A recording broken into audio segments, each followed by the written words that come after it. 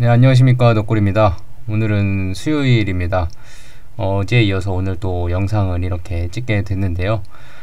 드디어 지난번에 했던 그 이뮤노반트 그레이브스병 6개월 리미션 데이터에 관한 브리핑을 어제 낮에 이제 찍어서 올려드렸죠. 오늘은 이제 지난번에 못했던 Q&A 세션, 그 투자 회사에서 질문을 하고 맥클라인 CEO가 답을 하는 그런 Q&A 세션이 어떤 대화가 오갔는지에 대해서 한번 쭉 훑어볼 건데, 오늘은 양이 좀 많아요. 그러니까 좀 집중이 안 된다 싶으시면 중간에 껐다가 다음에 다시 들으셔도 되고요. 조금씩 끊어서 나눠서 들으셔도 되고, 뭐 한 번에 들으시면 좋고요. 쭉 그 분위기가 이어지니까 끝까지 한번 시청해 주시면 감사하겠습니다. 제가 뭐 빠르게는 진행을 안 할게요. 이게 좀 길더라도 뭐 좋은 질문들도 많고 하기 때문에 천천히 데이터가 어떻게 나왔는지, 설명은 어떻게 됐는지 위주로 천천히 한번 같이 보도록 하겠습니다. 자, 처음에는 라이프사이 캐피탈의 이제 투자자분이 질문을 했네요. 애널리스트가. 업데이트 축하드립니다. 24주차와 48주차 시점 사이의 데이터가 어떻게 보였는지, 그리고 48주차 데이터가 그 기간 내내 어느 정도 일관성을 유지했는지 궁금합니다. 아니면 약간씩 변동이 있었나요? 48주차에 가장 좋은 반응을 보인 환자와 24주차에 어떤 반응을 보였는지 예측할 수 있는 요인이 있었나요? 24주차와 48주차의 관해 상태가 유지된 것 사이에 상관관계가 있었나요? 아니면 예측할 수 있는 요인이 있었나요? 라고 물어봤는데, 이거는 이제 그 마지막까지 예를 들어서 ATD 약물을 투여를 안 한 사람이 있다면, 그 안 한 사람이 관찰하는 기간 내내 투약을 안 했는지, 아니면 중간에 한 번씩 먹었는지, 아니면 뭐 그런 중간중간 데이터들이 좀 궁금했나 봐요. 그래서 대답을 하기를 감사합니다. 좋은 질문입니다. 간단히 말씀드리자면 해당 기간 동안 전반적인 데이터는 일관적이었다. 경쟁적인 이유로 역학을 보여드리는 것은 아닙니다. 현재 그레이브스 연구 분야는 경쟁이 치열합니다. 하지만 전반적으로는 일관적이라고 말씀드릴 수 있습니다. 그러니까 그레이브스병 경쟁이 치열하기 때문에 세세한 세부 데이터까지는 다 공개를 못하더라도 일관적인 데이터를 환자들이 반응을 나타냈다 얘기입니다. 그리고 일반적으로 말씀드리자면 24주차에 반응이 좋았던 환자, 특히 반응이 더 좋았던 환자들이 치료기간 동안 반응을 유지하는 것으로 보입니다 라고 했습니다. 그러니까 뭐 들쑥날쑥한 자료는 거의 없었다 라고 반응을 한 거고요. 구겐하임의 이제 어떤 투자자가 또 질문을 했죠. 두 가지가 있습니다. 발표 좋았습니다.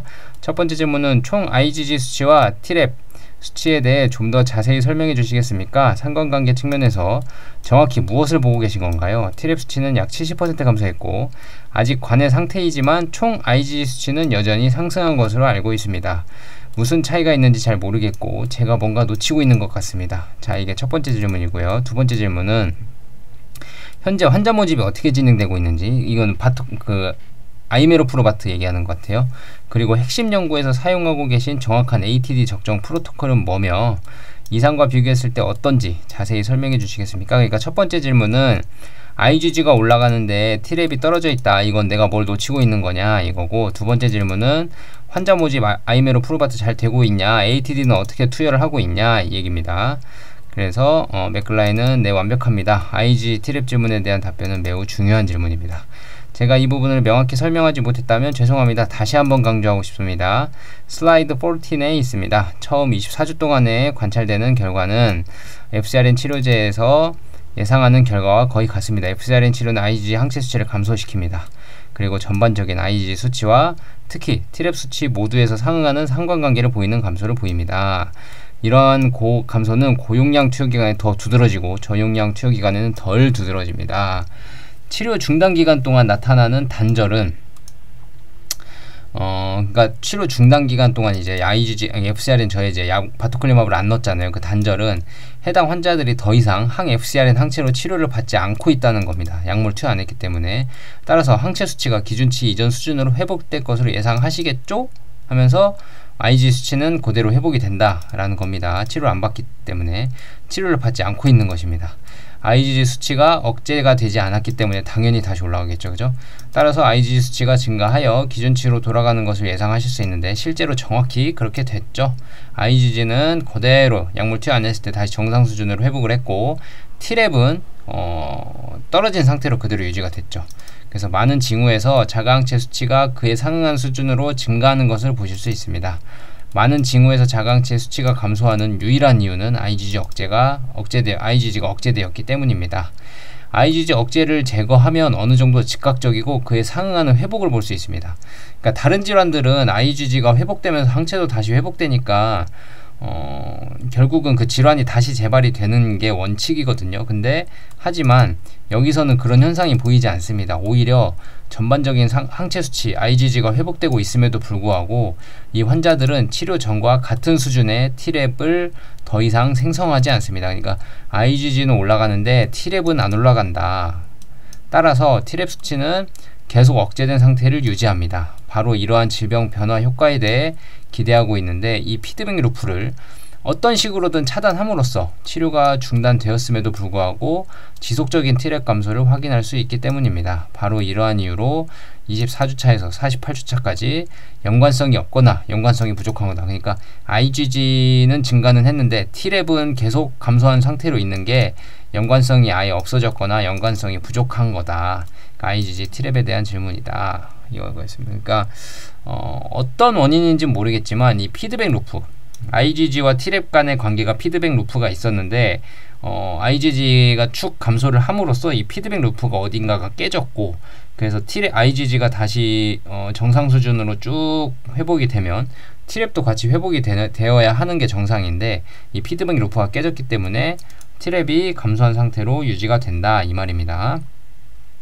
질문 2에 대해 말씀드리자면 등록에 관해서는 전반적으로 등록률에 만족한다고 말씀드릴 수 있을 것 같습니다. 그러니까 아이메로프루바트 환자 등록에 관한 얘기입니다.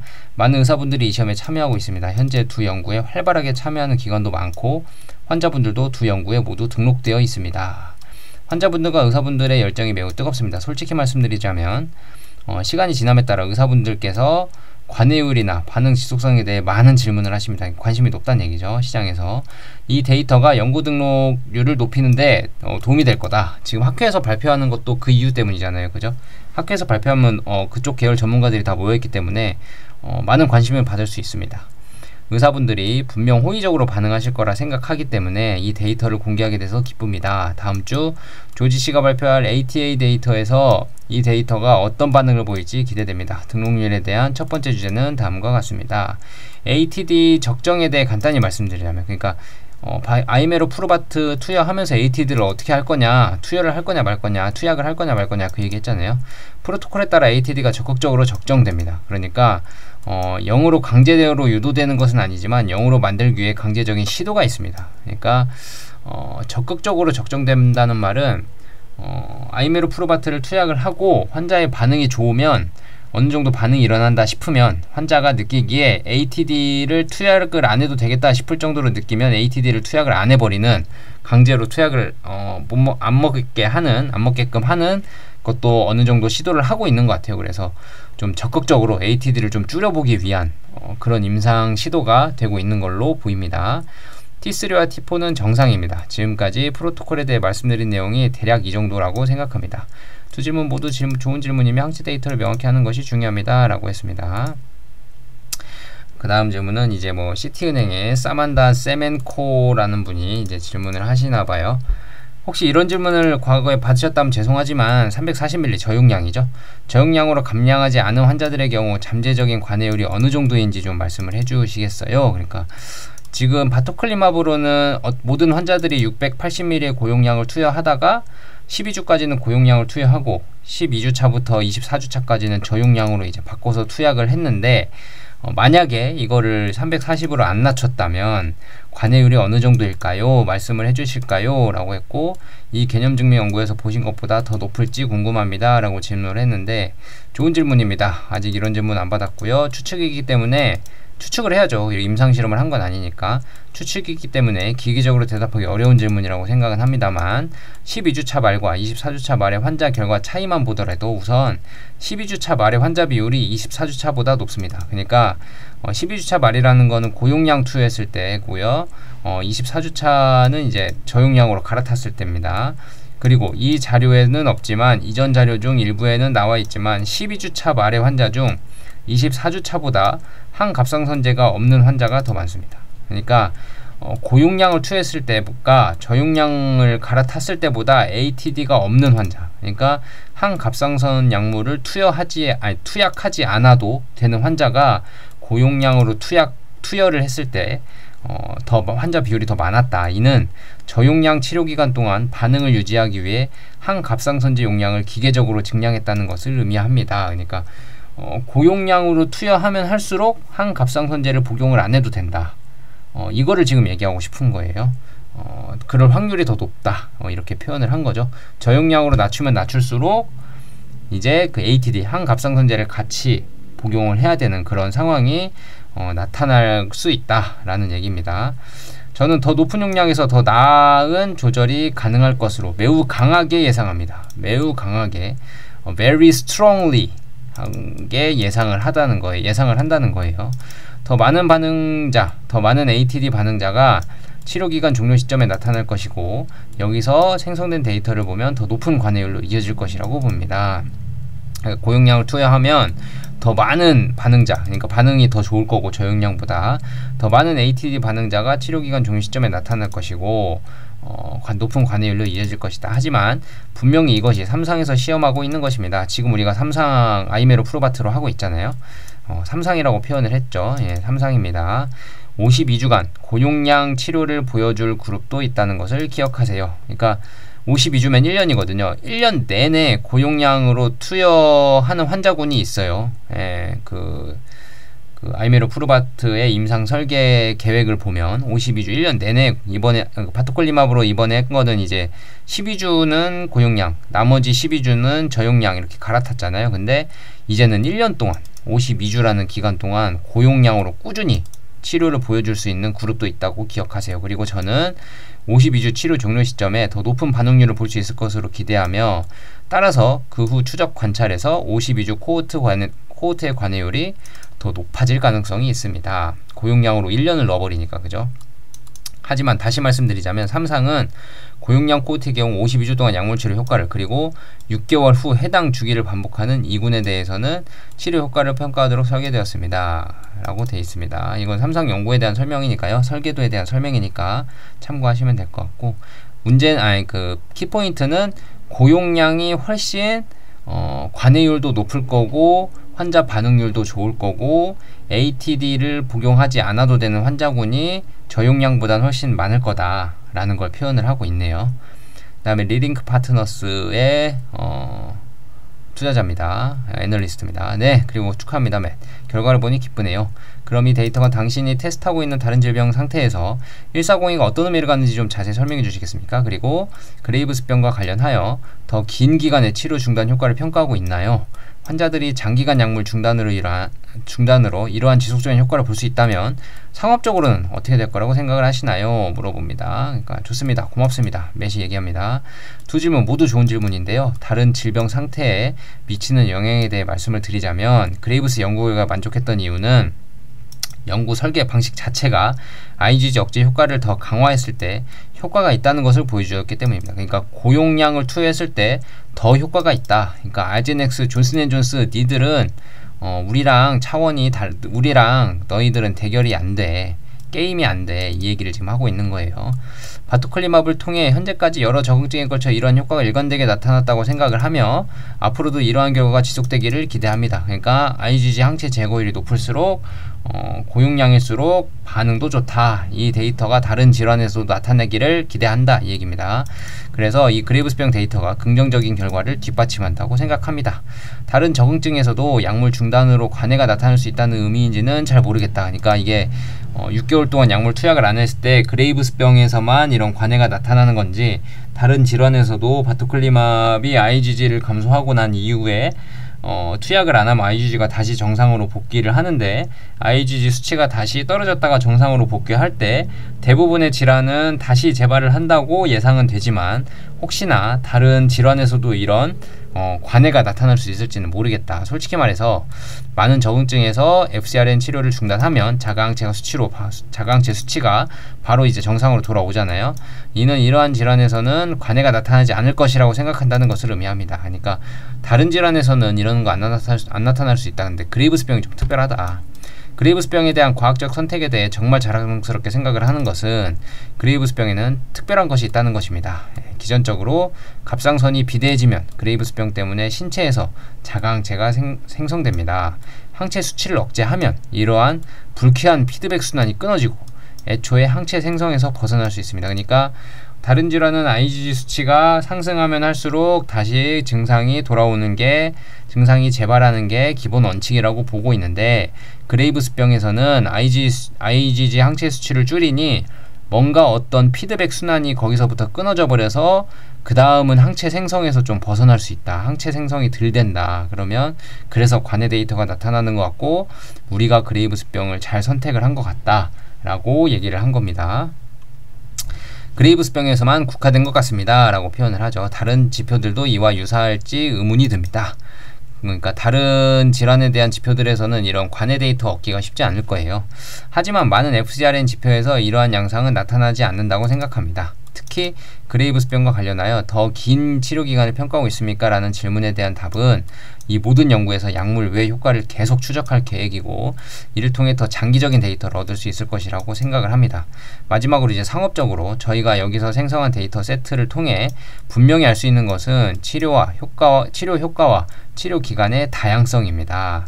일부 환자는 상태가 매우 심각해서 조절을 유지하기 위해 만성적인 장기치료, 이게 지금 아이메로프로바트 52주차 지금 실험을 하고 있잖아요. 임상 3상으로 그 얘기하고 있는 거예요. 장기치료가 필요할 수 있고요. 또 일부 환자는 조절을 위해서 1년 또는 18개월 또는 그 이상의 치료가 필요할 수도 있습니다. 하지만 일단 조절만 되면 잠재적으로 관해 가능성이 있어요. 그레이브스병에서는. 그리고 일부 환자는 더 짧은 치료 기간 동안 항염증제 없이 조절이 될 수 있으며 약물을 중단하고 휴가를 떠날 수 있습니다. 이게 얼마나 대단한 거냐면 지금까지는 이 항염증제 ATD, 항갑상선제 말고는 치료 방법이 없었어요. 물론 수술적 요법도 있고 방사선 요법도 있었지만 그런 요법은 환자들이 되게 꺼려한 요법이었고 대부분의 환자들이 항갑상선제 약물을 의지할 수밖에 없었는데 그 환자들이 그 약물이 안 드는 환자들에 대해서는 이제는 조절이 어느 정도 된다는 거잖아요. 바토클리맙 때문에. 그죠? 그렇기 때문에 대단한 약물이에요. 제가 봤을 때는 참 대단한 약물이 나오고 있는 것 같습니다. 그리고 지금까지 진행된 연구 결과를 바탕으로 볼 때 그 환자들 중 그 일부가 결국 질병의 악화와 재발을 겪을지 아직은 알 수 없습니다. 지금 관해는 됐는데 좀 더 시간이 지나면 재발이 될지 어떨지 모르겠다. 하지만 궁극적으로는 그레이브스병의 원인에 달려 있을 겁니다.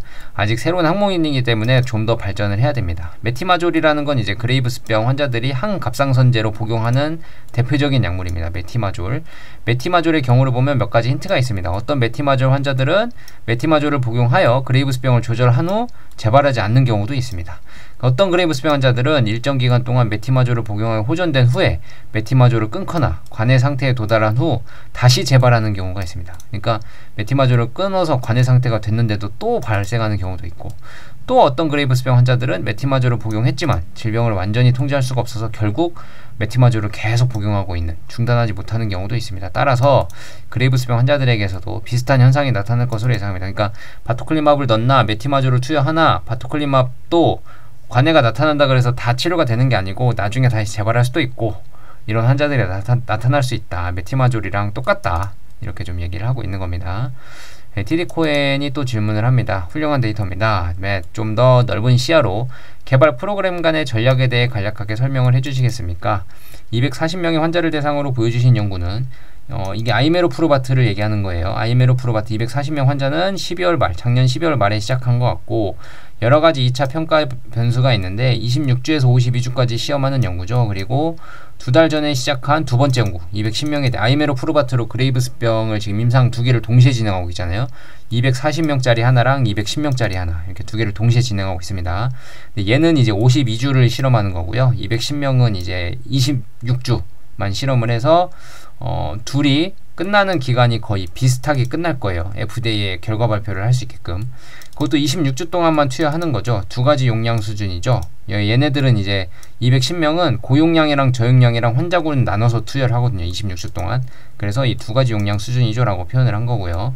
여기서는 보여주지 않는 연구입니다. 두 번째 연구는 어떻게 다릅니까? 그러니까 왜 26주까지만 진행하는 건가요? 두 번째 26주는 해당 프로토콜에 일부러 진행하지 않은 것 같은데 아마도 그 배경에 있는 전략 때문일 겁니다. 그러니까 얘는 두 번째 임상은 좀 전략적인 임상 같다. 맞냐? 그 얘기 하는 거고요. 그러니까 전략적인 임상이라는 게 좀 상대방, 그러니까 경쟁사를 견제하기 위한 전략적인 임상이냐, 뭐 이런 표현도 있는 것 같아요. 그러니까 이게 210명한테 어떤 환자군은 고용량만 쭉 26주 동안 투여를 하고요. 어떤 환자군은 저용량으로 쭉 26주 동안 투여를 하는데, 그러면 고용량 투여를 꾸준히 했을 때 환자군과 저용량 투여를 꾸준히 했을 때 환자군의 차이를 극명하게 볼 수 있거든요. 그 임상이 지금 두 번째 임상이고, 첫 번째 임상은 이제 고용량으로만 투여를 해요. 저용량이 없어요. 첫 번째 임상은 이 240명에 대한 고용량 투여만 쭉 있는데, 그건 이제 만성 환자들과 이 약을 장기적으로 투여했을 때 그레이브스병 환자들의 반응, 고용량으로 투여를 했을 때 그레이브스병 환자들의 반응, 그러니까 좀 더 심각한 환자들이 고용량으로 투여했을 때 반응이 더 좋았다더라, 뭐 이런 거를 지금 한번 유도를 해보려고 임상을 진행을 하는 것 같아요. 네, 맥글라인이 대답합니다. 네, 완벽해요. 감사합니다. 좋은 질문이네요. 참고로 두 연구의 전체 도식은 자료집 22번과 23번 슬라이드에 있습니다. 누구나 보실 수 있으니까 찾아보시고요. 몇 가지 생각해 볼 점이 있습니다. 첫째, 52주 연구의 이점은 다음과 같습니다. 그러니까 고용량으로 52주를 쭉 때리는 거예요. 첫째, 만성치료가 절실히 필요한 환자에게는 매우 장기간의 치료가 장기 치료를 뒷받침하고 진정으로 필요한 환자에게는 최대의 효과를 제공한다는 것을 보여주었습니다. 그러니까 고용량 투여를 한 환자군에 대해서는 최고의 효과를 보여주기 위해서 지금 하는 거고요. 둘째, 6개월 후 환자군을 치료해서 제외할 수 있는 관해를 살펴본 2군 연구를 통해 흥미롭고 유용한 상업적 데이터를 얻을 수 있습니다. 그러니까 이게 무슨 말이냐면 52주를 쭉 넣는데 이제 6개월이면 6, 4, 24, 24주 차잖아요. 52주 동안 쭉 이제 연구를 하는데 24주 차쯤에 뭘 하냐면 고용량으로 쭉 다 투여를 해보고 24주 차 때 그 T랩이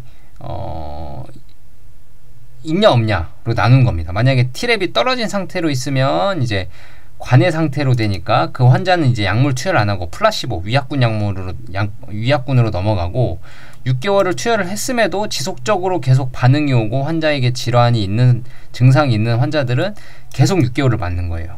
그러니까 이 52주 연구를 통해서 고용량으로 52주 동안 계속 때려 맞는 사람도 있을 거고요. 어떤 사람은 6개월 차에 반응이 좋아져서 위약군으로 가짜 약으로 싹 바꿔서 이제 관해 데이터를 쭉 보는 환자도 생길 거고, 어떤 환자는 계속 증상이 지속돼서 계속 52주간 또 6개월 동안 맞는 환자들도 있을 겁니다. 그런 차이가 좀 있어요. 다음으로 넘어가겠습니다. 이거는 이제 데이터, 그러니까 임상 계획을 그 슬라이드가 있거든요. 여기 있잖아요. 22번과 23번. 그 이뮤노반트 홈페이지 찾아가시면 그 PPT 자료를 받으실 수 있고, 그 PPT 자료에 22번, 23번 슬라이드를 보시면 아실 거예요. 찾아보시면 될 것 같아요. 일반적으로 이상 결과를 바탕으로 26주 차의 치료 효과를 확신을 가지고 있습니다. 그러니까 26주 차의 치료 효과 확신하겠죠. 바토클리마브 이상 결과를 바탕으로 보면 26주 차의 치료 결과가 있을 거라고 확신을 하고, 승인을 위해서는 당연히 두 건의 임상시험이 필요합니다. 따라서 두 번째 임상시험은 주로 규제기관의 지원을 위해 설계되었으며 다양한 용량 수준에서 적절한 데이터를 포함한 추가 연구를 제공하기 위한 것입니다. 그러니까 두 번째 임상이 아까 고용량 투여로 26주 쭉 맞는 거, 저용량 투여로 26주 쭉 맞는 거, 이렇게 두 개의 환자군으로 구분되어 있거든요. 그래서 다양한 용량 수준이라고 표현을 했어요.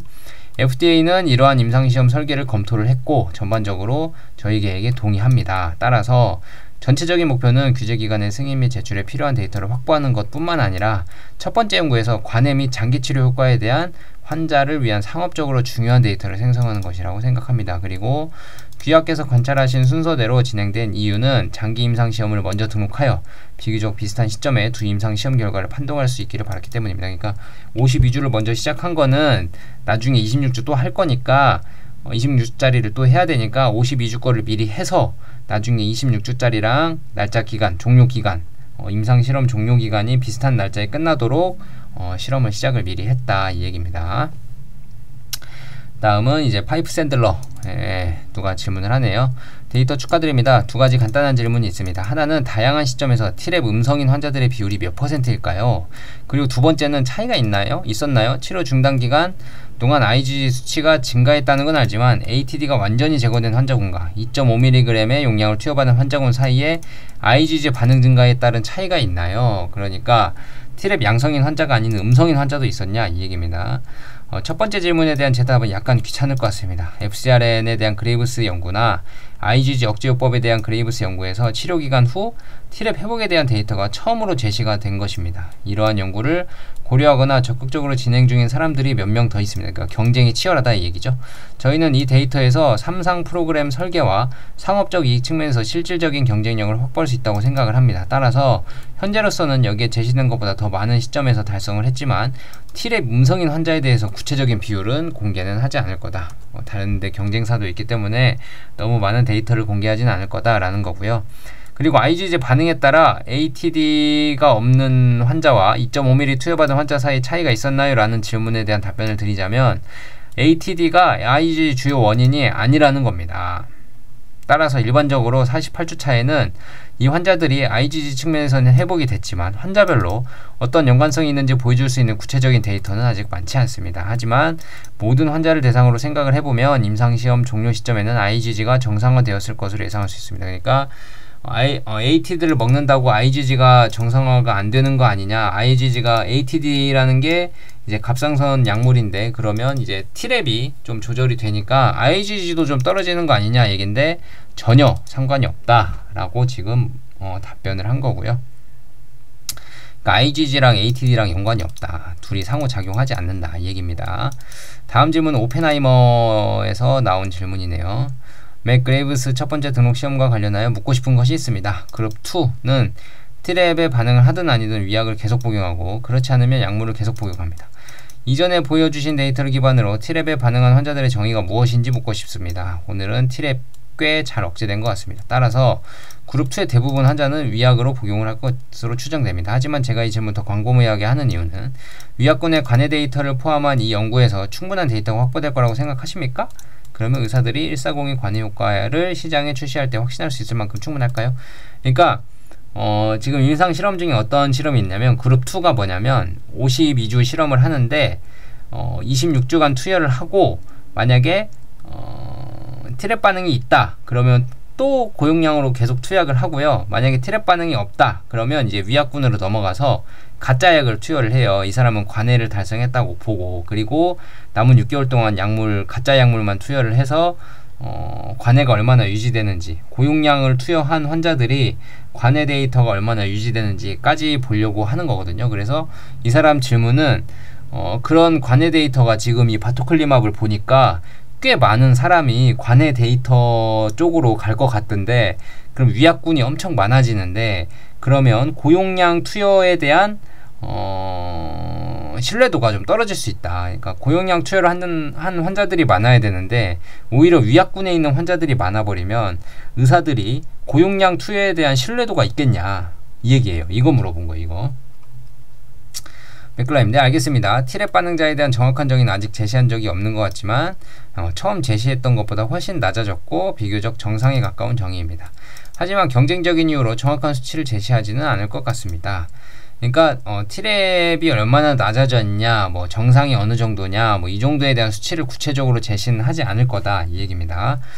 위약 환자의 진행 상황과 약물 환자의 진행 상황에 대한 충분한 데이터를 확보하여 관해율을 파악하고 의사들이 이 약물의 효능에 대한 관심을 가질 수 있도록 할 수 있을 것이라고 생각합니다. 우선 52주까지 많은 위약 환자들이 있다는 점을 기억하세요. 그리고 두 번째 연구에서는 사실상 그 연구의 전체 추적 관찰이 6개월 치료 후 약물을 중단한 환자들을 대상으로 한다는 점을 기억하세요. 따라서 참고할 만한 데이터도 많이 있다고 생각합니다. 그러니까 의사들이 신뢰를 가질만 하다 이 얘기입니다. 질문에 대한 간단하다고 우리가 찾고 있는 효과를 시사하는 충분한 증거가 있을 것이라고 생각한다는 것입니다. 그러니까 걱정하지 마라. 의사들이 신뢰할 만큼의 데이터를 충분히 확보할 거다. 지금 임상이 그런 식으로 진행이 될 거다, 되고 있다 라고 지금 얘기를 하고 있는 것 같아요. 그 다음은 이제 HC 웨인라이트의 질문입니다. 맷 완화 데이터 환자들이 질병 개선 효과를 보이는 것에 대해 생각해 볼 때 키오브리더 이제 임상 전문이거든요. 최고 전문이라고 보시면 돼요. 임상이. 그리고 보험사들로부터 6개월 완화 시점에 대한 피드백을 받았는지 궁금합니다. 그레이브스부 환자의 경우 많은 환자들이 6개월은 좋아하지만 9개월이나 12개월 등으로 불리는 기간 후에 재발하는 경우가 많으니까요. 그리고 환자들이 진정한 장기 완화를 입증하고 있다는 증거를 제시하기 위해 규제적 관점에서 필요한 것 이상의 데이터가 필요할까요? 라고 얘기를 했습니다. 간단히 말씀드리자면 몇 가지 이유가 있다. 하지만 이 연구에 참여한 모든 환자는 표준 치료로 조절되지 않았고, 그러니까 ATD로 전혀 반응이 없었고, 그중 상당수가 치료 종료 시점에 조절 상태를 유지하고 6개월 후에도 조절 상태를 유지하고 있다는 점을 기억하세요. 그러니까 우리의 약물로 조절이 되지 않았던 사람들의 상당수가 조절이 되고 있다. 이 점을 기억하라. 따라서 이 데이터를 검토하는 의사들은 이 데이터를 흥미롭게 보고 차별화된 데이터로 볼 거다. Treg 수치가 낮게 유지되고 치료 효과가 지속되며 관해 시점과 관계없이 ATD로 환자가 조절되는 등 잠재적인 질병 개선 효과가 도움이 될 것이라고 충분히 생각을 한다. 그리고 관해율 수치도 상당히 설득력이 있을 거라고 생각을 한다. 시점에 대해 몇 가지 생각을 해봤습니다. 우선 환자들이 6개월 후 모습을 보면 많은 환자들이 그 이후에도 계속 반응을 보일 걸로 예상합니다. 삼상 연구에서는 충분한 추적 관찰을 통해 반응의 지속성에 대한 의견을 계속 제시할 수 있을 것입니다. 또한 의사들이 6개월 후의 데이터를 검토할 것이라고 생각합니다. 의사들은 실질적이고 지속적인 효과가 있다는 것을 확신할 것입니다. 어떤 면에서는 관해가 금상첨화라고 생각하고 조절되지 않는 환자들을 조절할 수 있다는 점도 있지만 관해율이 환자와 의사 모두에게 매우 흥미로울 거라고 생각한다. 그러니까 우리는 데이터를 믿어 의심치 않는다 라고 지금 확신을 주고 있는 겁니다. 더글라스 차오, 좋은 지적이라고 생각합니다. 물론 이 환자들은 일정 기간 동안 고용량으로 조절되지 않은 상태였다는 점을 기억해야 합니다. 그래서 치료하기 매우 어려운 집단이었습니다. 그런 맥락에서 오픈라벨 연장은 어떻게 될지 궁금합니다. 그리고 삼상 연구에서는 주요 데이터 포인트 판독을 넘어서도 환자를 얼마 동안 더 오랫동안 추적할 계획이신가요? 그러니까 얘네들은 관해에 되게 관심이 많은가 봐요. 그러니까 고용량 투여로 인한 효과는 어느 정도 지금 믿고 있는 것 같아요. 그러니까 투자자들이 고용량으로 투여했을 때가 저용량으로 투여했을 때보다 효과가 좋구나, 이 정도는 거의 기정사실화로 받아들이고 있고, 얼마나 더 추적 관찰을 해서 너네들이 관해 데이터를 얼마나 더 뽑아볼 거야? 지금은 6개월 뽑아봤는데 향후에 더 뽑아볼 거야? 이 관해 데이터, 관해가 얼마나 될지 지속성에 대한 궁금증이 되게 많은 것 같아요. 맥클라인이 저희가 그 모든 내용 공개적으로 밝혔는지는 잘 모르겠습니다. 앞으로 공개할 수도 있겠지만 이 환자들에 대한 장기적인 후속 조치가 있을 겁니다. 52주차에서 말씀드리다시피. 그래서 더글라스 차오가 갑자기 52주 시점 이후에는 그 이후에는 연구를 장기적으로 연장할 계획이 있냐고 또 물어보죠? 그 기간은 또 얼마나 되나요? 그러니까 그보다 1년 더 남았네요. 의료비 지불자와 의사들 충분히 하고 남을 만큼 1년 이상 남았네요 라고 하는 거 보니까 이제 추적을 더 할 거다 라고 얘기를 한 것 같아요. 네, 그 다음은 JP모건의 브라이언 챙이라는 사람이 질문을 합니다. 업데이트 축하드립니다. 브라이언 대신 션이 나왔네요. 작년 ATA 확인했던 갑상선 외 효과에 대해 이어서 안구 돌출증, TED, 갑상선 암병증 말하는 거죠. 및 기타 지표에 대해 더 깊은 반응이나 장기간 지속 효과를 보이는지 좀 더 자세히 설명해 주시겠습니까? 라고, 너네 왜 그레이브스병 발표는 있는데 관련 질환인 TED는 발표는 없어 좀 답답한데? 라고 저희의 가려운 부분을 좀 긁어주려고 하죠.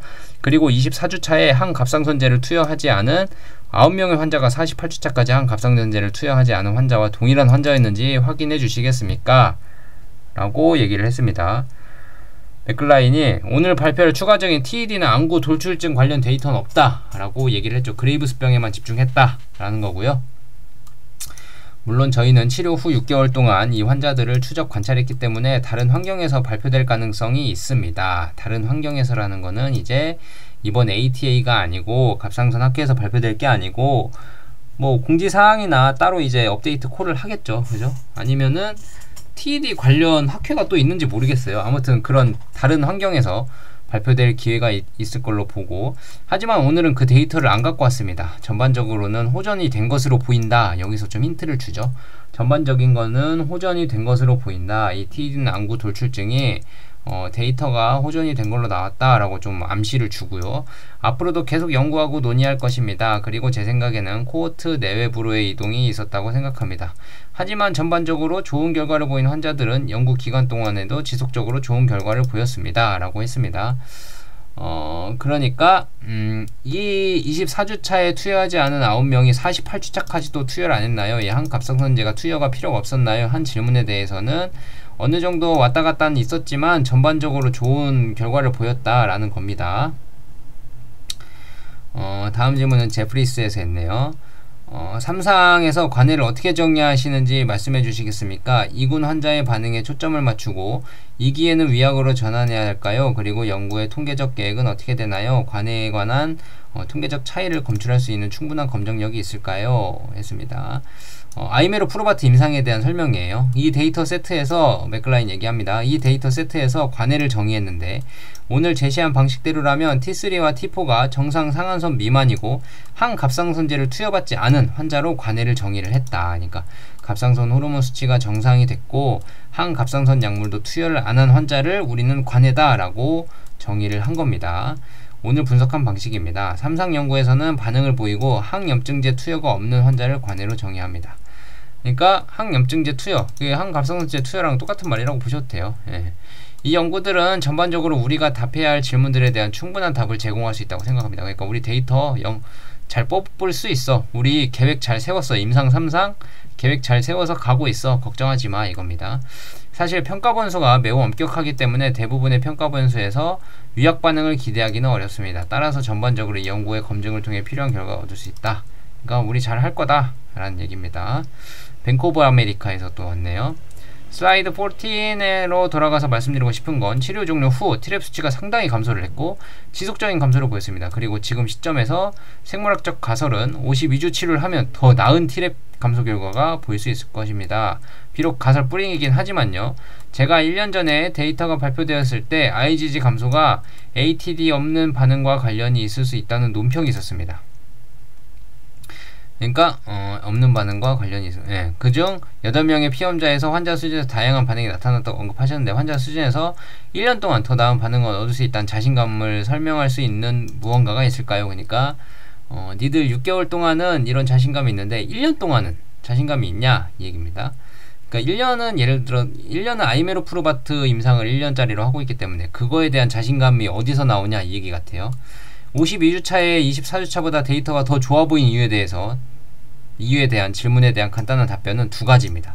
첫 번째는 12주차에 고용량으로 투여했을 때 24주차에 바토클리맙으로 12주차 동안 고용량으로 투여했을 때가 24주차에 저용량으로 투여했을 때보다 더 좋아 보였다. 고용량이 확실히 말을 잘 듣는다 이거고요. 따라서 그 시점에 치료를 중단하면 상태가 악화될 가능성이 있음을 알 수 있습니다.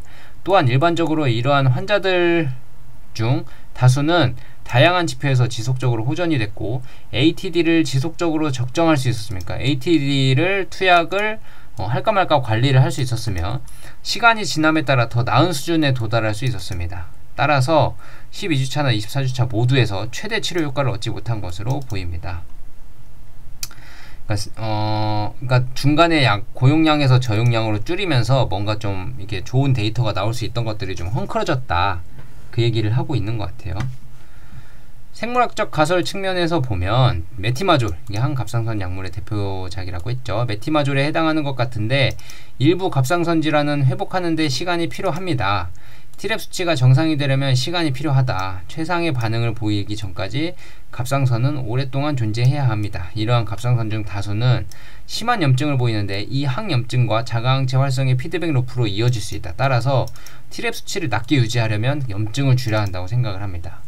그리고 저는 장기 치료 이점에 대해 우리가 확신이 환자 수준 데이터 덕분에 높다고 생각합니다. 그래서 어느 정도 이질성이 있습니다. 물론 빠르고 지속적으로 반응하는 환자도 있지만 환자 수준 연구나 환자 수준 분석에는 각 환자에게 어떤 일이 일어나는지, 그 반응이 어떻게 유지되었는지, 그리고 반응을 보이는 환자의 경우 시간 경과에 따라 ATD 용량에 어떤 변화가 있었는지, 그리고 치료를 조금 더 오래 받았다면 ATD 용량에 어떤 변화가 있었을지 예측할 수 있는 정보가 포함되어 있습니다. 그러니까 충분한 장기 데이터는 좀 나오고 있다, 이 얘기지 않을까 싶어요.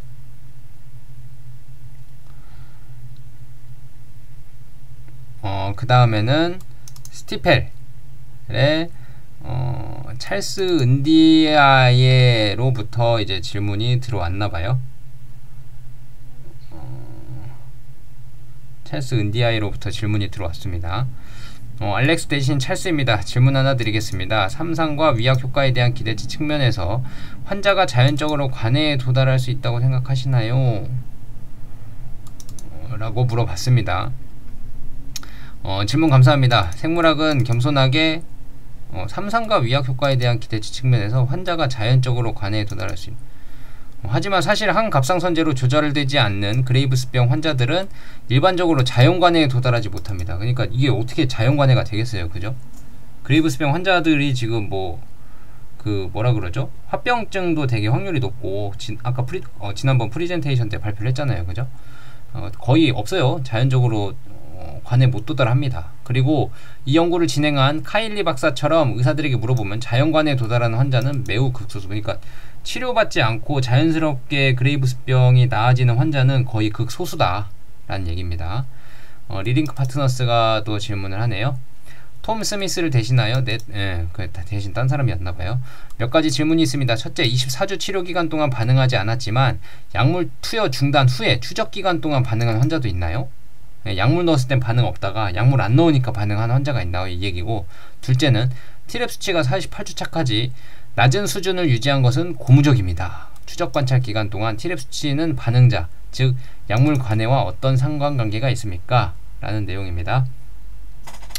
T랩 수치와 관련해서 저희는 그 물질이 어떻게 생겼는지에 대해 아주 구체적인 답변을 드리진 않습니다. 하지만 응답자들은 전반적으로 T랩 반응의 지속성이 더 좋았고, 비응답자들, 그러니까 약물이 잘 드는 사람들은 T랩 반응이 더 좋았고, 약물이 잘 안 드는 사람들은 T랩 반응의 지속성이 더 낮았을 거라고 생각을 합니다. 그래서 저는 그것이 일종의 생물학적 현상이라고 생각합니다. 여기서 생물학적 현상에서 기대할 수 있는 것과 같은 것이죠. 기대치 측면에서 말씀드리자면 두 번째 질문이 뭐였죠? 라고 다시 물어봅니다. 첫 번째 질문은 기계적으로 맥클라인이 말합니다. 기계적으로는 24주와 48주 사이에 한두 명의 환자가 정의 사이를 왔다 갔다 했을 겁니다. 하지만 그건 대부분은 기술적인 문제라고 생각합니다. 기본적으로 답은 아니오라고 생각하고요. 24주에 반응했던 환자들은 48주에도 반응한 환자들이에요. 그러니까 약물 투여했을 때 반응한 환자들이 나중에도 반응을 했지, 약물 투여했다 했을 때는 반응 안 했던 환자가 나중에는 반응을 했냐, 그 얘기는 아니오가 답이다 라는 얘기입니다. 그래서 질문 하나 더 드리겠습니다 라고 하죠. 치료를 중단했지만 이 발표에 반응자로 포함된 환자의 한 명의 경우 치료를 중단하기 전까지 바토클리마브를 얼마나 오랫동안 복용을 했나요? 라고 했습니다. 치료를 중단했지만 이 발표에 반응자로 포함된 환자의 한 명의 경우 치료를 중단하기 전까지 중간에 환자 이탈한 환자가 반응자로 포함이 됐대요. 그러니까 중간에 이탈했는데 그러니까 약물은 효과가 있어서 이뮤노반트에서 통계로 잡긴 했어요. 이 사람은 반응했다 라고 잡긴 했는데 그 중간 그 사람이 한 명 이탈을 했나봐요. 근데 그 한 명 이탈한 한 명이 바토클리마브를 얼마나 투여 받았나요? 라고 물어본 겁니다. 그래서 7주 받았다. 7주 동안 고용량 바토클리마브 받았고 48주차까지 반응이 유지됐다. 그러니까 7주만 맞고도 반응이 쭉 유지가 됐다, 고용량으로. 그 얘기입니다. 되게 좋은 약 아닌가요? 그죠? 약물이 없다가 약물이 새로 나왔는데 반응률이 되게 좋잖아요. 그죠? 환자들 거부 반응도 없는 것 같고 좋은 약 같아요. 골드만삭스입니다. 그레이브스병에 대한 개발 중인 기전을 살펴보면 경쟁이 좀 치열해지고 있다는 점을 몇 번 언급했는데요. 이 관해 데이터는 지금까지 보여주신 데이터와 프로그램 개발 방식 측면에서 시간이 지남에 따라 어떻게 구분될 수 있다고 생각을 하시는지요? 라고 했습니다. 경쟁이 치열해지고 있는데 이런 데이터 프로그램 개발 방식, 그러니까 약물의 효과가 좋다 안 좋다를 판단하는 게 향후에는 시간이 지남에 따라서 어떤 걸로 좀 구분이 될까요? 라고 물어본 겁니다. 그러니까 중증 근무력증 같은 경우는 처음에는 MG-ADL 점수로 이렇게 막 증상 반응을 확인하고 그랬잖아요. 근데 지금은 MSE 지표라 그래서 최소 증상 발현이라 그래서 거의 정상인 수준에 가까운 환자들이 얼마나 있냐로 프로그램 개발 방식이 좀 발전했거든요. 옛날에는 얼마나 개선됐냐 정도면 지금은 더 환자들의 시야가 높아져가지고 정상 수준, 사람 일반적인 질환을 앓고 있지 않은 정상 수준의 활동을 할 수 있는 환자들이 얼마나 되냐로 그게 MSE 지표라고 하는데, 중증 근무력증의 지표가 점점 더 고도화되고 있습니다. 그래서 그레이브스병은 나중에 어떻게 될까요? 이 얘기입니다. 네, 좋은 질문입니다. 감사합니다. 글쎄요, 딱 꼬집어서 말하기는 어려울 것 같습니다. 그리고 몇 가지 다른 메커니즘이 있습니다. 그러니까 그레이브스병과 관련된 FcRN에 관련된 메커니즘이 아니라 다른 메커니즘을 얘기를 하는 겁니다. 그러니까 다른 기존의 치료제? 라고 좀 이해를 하시면 돼요. 다른 기존의 치료제들이 있습니다. 분명 IgG 분해제, 이게 지금 바이오헤이븐을 얘기하는 겁니다. IgG 디그레이더. 어떤 유형의 IgG를 분해하는지가 중요하다고 생각합니다. 예를 들어 IgG3, T랩과 같은 것들이 있는데 이 두 가지를 분해를 해야 됩니다. 그레이브스병에서는, 그죠? T랩이랑 IgG3, T랩을 분해해야 돼요. 이 IgG3가 이 면역 원성에 관련된 항체이기 때문에 얘네 분해 안 하면 T랩 반응률도 많이 없을 수도 있어요. 예. 분해해야 돼요, 얘네들을. 항 TSHR 메커니즘 등을 생각해보면 여기서 작용하는 피드백 루프 메커니즘이 특정하다는 점에서 답은 조금 복잡하다고 생각합니다. 그러니까 그레이브스병에서 메커니즘, 그 피드백 루프, 이 순환되는 피드백이 있었잖아요. 그래서 아까 말씀드렸다시피 FcRN 저해제로 항체를 떨어뜨리니까 그 피드백 어딘가가 끊어져서 T랩 수치가 더 이상 올라가지 않는, IgG는 회복이 되나 그 피드백 루프가 어딘가 끊어져서 T랩 수치는 올라가지 않는 이런 반응을 보였는데, 이런 메커니즘이 조금 복잡해서 항 TSHR로 개발을 하는 약물을 보면 과연 이게 피드백 루프가 끊어질까? 라는 의견입니다. 잘 모르겠다 이거죠. 솔직히 말해서 이런 일이 가능하다는 건 새로운 정보입니다. 그래서 그 메커니즘이 정확히 어떻게 작동하는지는 아직 불분명합니다.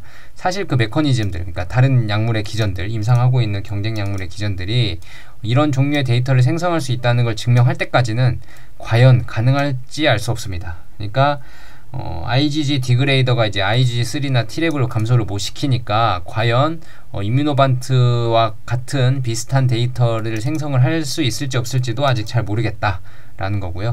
갑상선을 시간이 지남에 따라 재조절할 수 있다면 관해를 유도할 수 있을 것 같습니다. 하지만 그 효과가 얼마나 지속될지, 얼마나 효과적일지는 어떤 기전이냐에 따라 다를 것 같습니다. 솔직히 말해서 우리는 현재 메커니즘에 대한 데이터 양 측면에서 몇 년이나 앞서 있습니다 라고 했습니다. 그러니까 경쟁 약물들보다 우리는 지금 몇 년이나 앞서 있다. 그러니까 지금 바이오헤이븐이 엄청 지금 소위 나대고 있잖아요. 그죠? 나대고 있는데 너네 한번 해봐. 아직 밝혀진 거 없으니까 해봐야 알지. 근데 지금 IgG3랑 T랩 같은 거 제거해야 된다고, 지금 IgG 분해제가 제거해야 된다고 아주 저격을 해버리잖아요. 그죠? 결과 나오는 걸 봐야 될 것 같아요. 울프 리서치입니다. 앤디를 대신하여 브랜든이라는 사람이 왔네요. 이상 연구 중 바토클리맘 연구 중 안전 문제가 발생한 시점은 언젠가요? 그리고 52주 동안 고용량으로 3상을 진행하면서, 이건 아이메로 프로바트 얘기하는 겁니다. 안전에 대한 우려 사항이 있나요? 라고 물어봤습니다. 간단히 말씀드리자면 FcRN 안전성과 내약성은 현재 상당히 잘 규명되었다고 생각을 합니다. 그러니까 아제넥스도 그렇고요, 존슨앤존슨도 그렇고 이뮤노반트도 그렇고 같은 FcRN 저해제로 임상을 진행을 하면서 안전성이나 내약성에 관련된 내용은 많이 지금 밝혀져 있죠. 임상을 대규모로 많이 진행을 했기 때문에 안전성 결과는 모두 최초 24주 동안 보고된 것과 동일했기 때문에 시점에 대해 특별히 우려할 만한 사항은 없었습니다. 3상 임상시험은 바토가 아닌 140이 아이메로 프로바트를 사용을 했고, 관찰된 결과 수 상당수는 바토클리맙 특이적 알부민이나 LDL 관련 결과였습니다. 그러니까 부작용이 바토클리맙 부작용 나왔던 것처럼 있었다 이 얘기죠. 따라서 전반적으로 안정성이나 내약성 측면에서 기존에 관찰된 것과 다른 의미 있거나 흥미로운 결과는 없을 것으로 예상합니다. 그리고 장기간 140이 치료를 시행할 경우 우려할 만한 부분은 많지 않을 것이라고 생각합니다. 잘 보세요. 여기서 지금 숨은 의미가 뭐냐면 이 숨은 행간 의미를 잘 찾으셔야 돼요. 저희가 지금 바토클리마 알부민 LDL 이슈 때문에 뭐 환자 투여가 중단이 되니 많이 TED가 임상이 되니 많이 뭐 부작용 때문에 이거 약에 쓸 수 있니 없니 얘기가 막 나오잖아요. 근데 LDL 관련 내용 있었다 그러잖아요. 알부민이나 LDL 관련 내용이. 근데 지금 바토로 임상 24주 다 했잖아요. 그죠? 환자들에게 큰 이상 없이 바토로 부작용 있는 약물로 알부민 LDL 부작용이 있지만 투여 24주 다 특이 없이 다 했단 말이에요. 그러니까 지금 TED도 조절을 어느 정도 할 수 있어요. 그러니까 부작용에 관련된 이슈가 조금 덜 할 거예요. 그 말은 최근에 지금 태페자의 그 약물이 시신경 뭐라 그러죠? 그 청력 소실 비율이 꽤 높아요. 걔네 부작용 비율이. 제 생각에, 제 기억으로는 20%는 안 됐던 것 같고 10%는 좀 넘었던 것 같은데 꽤 높거든요. 그런 부작용이. 근데 지금 얘네도 부작용이 있긴 하지만 어느 정도 안정적으로 관리가 됐으니까 지금 이 그레이브스병 환자들한테도 다 투약이 완료가 됐단 말이에요. 그죠?